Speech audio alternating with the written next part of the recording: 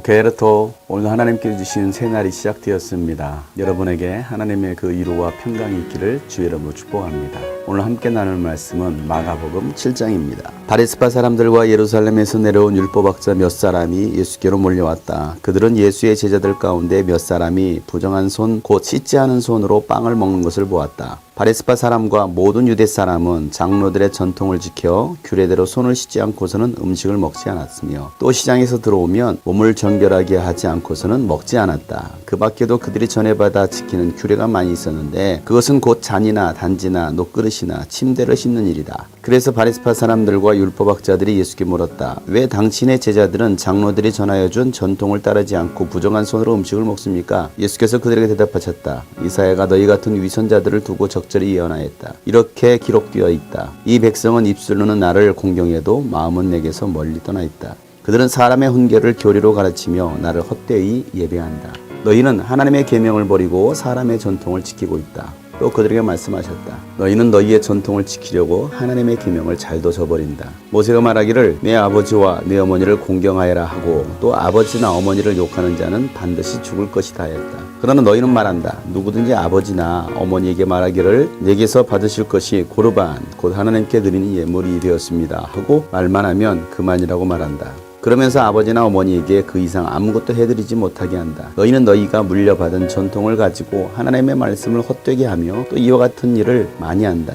예수께서 다시 무리를 가까이 부르시고서 그들에게 말씀하셨다. 너희는 모두 내 말을 듣고 깨달아라. 무엇이든지 사람 밖에서 사람 안으로 들어가는 것으로서 그 사람을 더럽히는 것은 아무것도 없다. 사람에게서 나오는 것이 그 사람을 더럽힌다.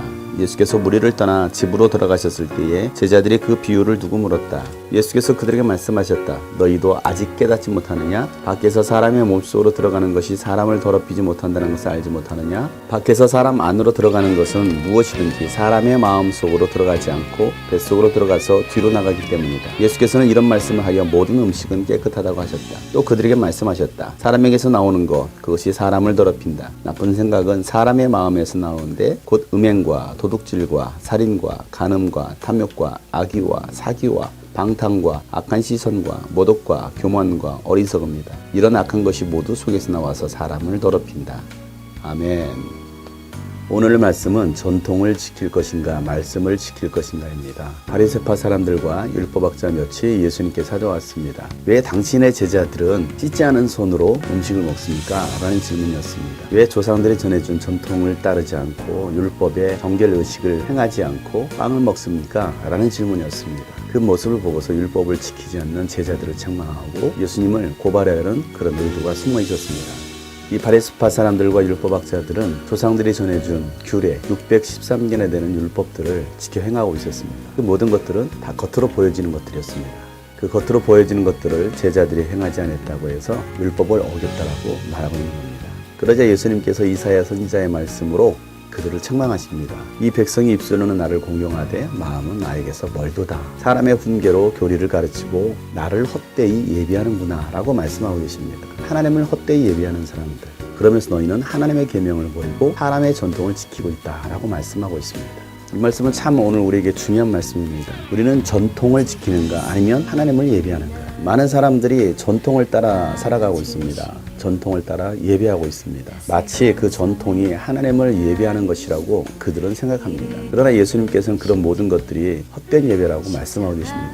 우리는 오랜 전통에서 조금만 벗어나면 비판하고 정죄합니다. 심하게는 이단이라고까지 말합니다. 하나님의 말씀보다는 사람들이 정해놓은 그 전통을 따르는 것입니다. 의식 자체가 예배는 아닙니다. 요즘 교회들이 예배당을 폐쇄하고 온라인 예배로 바꾸고 있습니다. 일부 교회는 현장에서 예배를 진행하기도 합니다. 온라인 예배를 드리느냐 현장에서 예배를 드리느냐 사실은 그게 중요한 것이 아닙니다. 어떤 사람들은 온라인 예배는 예배가 아니고 현장에 나와 예배해야 그것이 진정한 예배다라고 말을 합니다. 그래서 현장에 나오지 않은 사람들을 때로는 정죄하고 판단하기도 합니다. 믿음 없다라고도 말을 합니다. 하나님은 어디 하나 계십니다. 공동체 예배 중요합니다. 그런데 그 공동체 예배에 나와 앉아 있어도 딴 생각을 하고 그저 그 자리만 채우고 있는 사람도 있습니다. 그 자리에 나와 있다고 해서 그것이 예배는 아니라는 것입니다. 온라인 예배도 마찬가지입니다. 모니터를 바라보고 핸드폰을 바라보면서 시청하는 사람이 있습니다. 시청자가 아니라 우리는 예배자가 되어야 됩니다. 어떤 이는 온라인 예배를 통해서도 정말 신령과 진정으로 예배하는 사람이 있습니다. 말씀을 듣고 감동을 하고 또 결단을 하고 회개하는 사람도 있습니다. 중요한 것은 우리가 어느 곳에 있든지 하나님을 바라고 신령과 진정으로 마음과 뜻과 성품을 나는 예배를 드려야 된다는 사실입니다. 의식보다 중요한 것은 마음입니다. 마음이 없는 예배, 하나님의 계명을 따르지 않는 예배, 그 예배를 하나님께서는 기뻐하지 않는다라고 말씀하십니다. 사람 몸 안에 들어가는 것이 더러운 것이 아니라 사람 몸 밖으로 나오는 것이 더럽다라고 말씀하십니다. 사람에게서 나오는 것, 그것이 사람을 더럽힌다는 것입니다. 그것이 바로 나쁜 생각입니다. 내 마음에서 나오는 그 나쁜 생각들, 음행, 도둑질, 살인, 간음, 탐욕, 악의와 또 사기와 방탕과 악한 시선과 도덕과 교만과 어리석음, 이 모든 나쁜 생각들이 내 마음에서 나와서 행동으로 나오게 되는 겁니다. 무릇 지킬 만한 것보다 내 마음, 내 생각을 지키라라고 말씀하고 계십니다.